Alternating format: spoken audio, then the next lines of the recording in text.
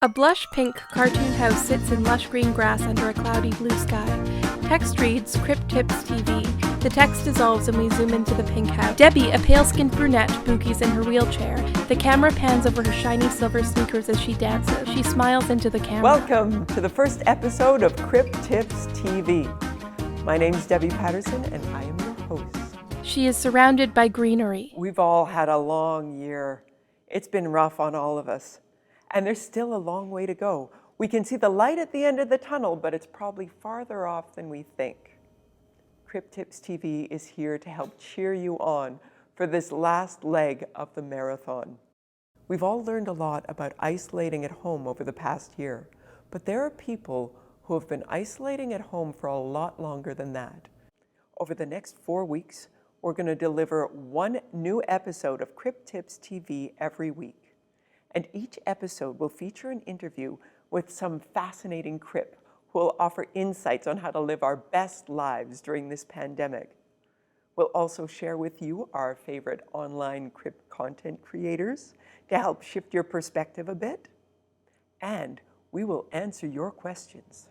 So send us your pandemic problems, your quarantine queries. We are here to help. Are you cooped up with annoying family members? We feel your pain. Have you run out of things to distract yourself with? We can help you focus. Are you feeling like a loser because your hair looks like crap and you've been wearing the same sweats for a year? We will remind you about how awesome and sexy you are. Whatever you're going through, we've been there. And on the flip side, maybe you've discovered some amazing life hack. Maybe you've figured out some new way of doing things or a new perspective. We want to hear from you too.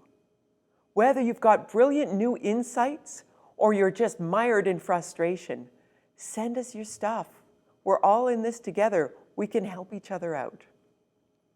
So, okay, I want to tell you a story about how I got a head start on the pandemic.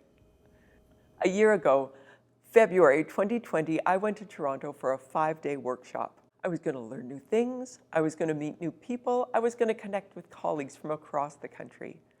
At the end of the first day of the workshop, I had a big evening planned. I was going to go to an exhibit at the art gallery, grab a quick bite, and then go see a play. But on my way to the exhibit, and it was an exhibit I had wanted to see for months, Yayoi Kusama's Infinity Mirrors room. I was on my way there, I stopped at the bathroom. As I was transferring back into my wheelchair, I fell hard onto a concrete floor, and it hurt a lot. But I was like, I've got a wheelchair. I'll just get back in my wheelchair. I can go to the exhibit, I can go for dinner, I can go to the show. I don't have to get out of my chair till I go to bed, and by then I'll be fine. She shakes her head. But I couldn't get back in my chair. A friend was with me, and we were trying to get me back in my chair, but it hurt so much. I thought I was going to pass out every time we tried to move me. And finally, I was like, okay, we have to call an ambulance. This isn't going to work. So, okay, I didn't get to go to the Infinity Mirrors room. But, I thought it's 3 hours until the show. I'll get a cast. I'll get to the play. It'll be fine. Well, we got to emergency, and it was a bit of a nightmare. I waited to be admitted until 11 at night. So, yeah, after a certain point, I texted my friend and said, I'm not going to make it to the play. I'm sorry. I had to go for an x-ray. I didn't get into the x-ray till 1 a.m. So then I texted the workshop organizers and was like, I'm going to be late for the workshop tomorrow. So I came back from my x-ray and I was told that I had a broken hip that would require surgery. She grimaces. So, okay, I texted the workshop organizers again and was like, I'm not going to be there all day tomorrow, and maybe the next day I have to have surgery. And I was getting frustrated. Like, I had come all this way. I had big plans for things that I wanted to do with my time in Toronto.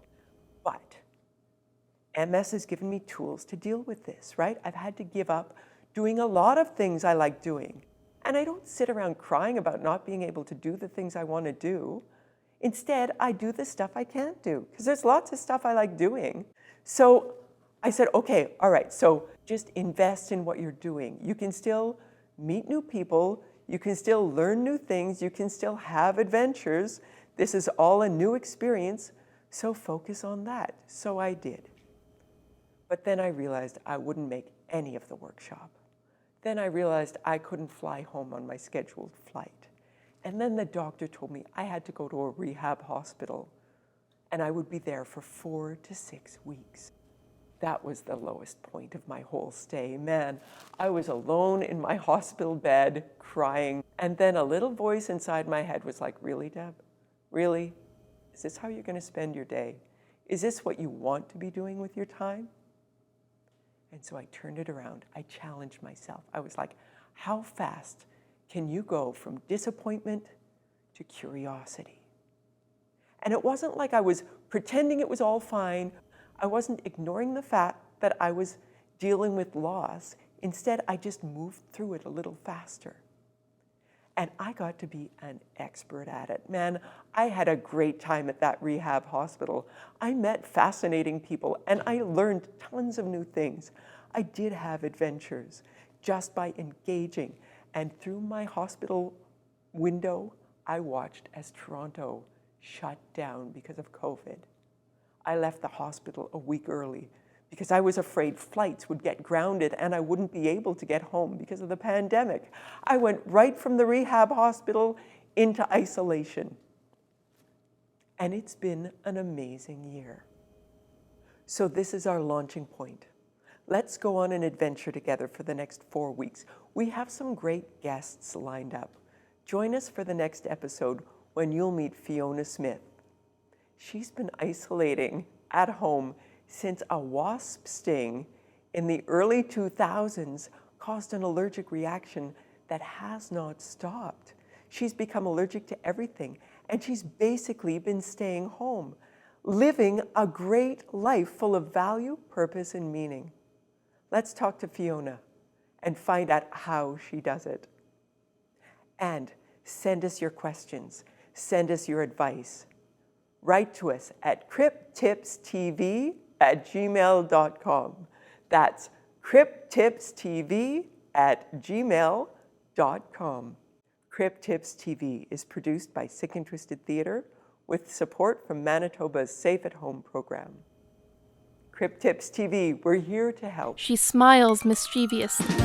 For Crip Tips TV, creator and host Debbie Patterson, writer Debbie Patterson, publicist and marketing manager Greg Clausen, camera operator and editor Arn McPherson, project coordinator Paige Lewis, Zoom technical consultant Angela Chalmers, graphic designer Melanie Sarazin, social media graphic designer Jaden Clausen, audio description Gislina Patterson, ASL interpreter Cindy Boscow.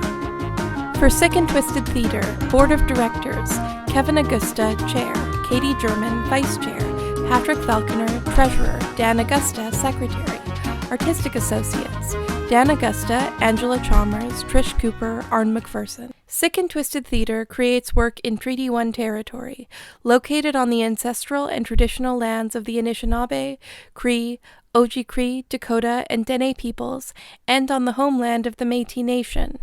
We acknowledge the harms and injustices of the past, and dedicate ourselves to bringing a spirit of reconciliation and collaboration to all our work. We offer this acknowledgement in the belief that doing so will help us to be mindful as artists, performers, and storytellers. Sick and Twisted Theatre, safeathomemb.ca, ACTRA.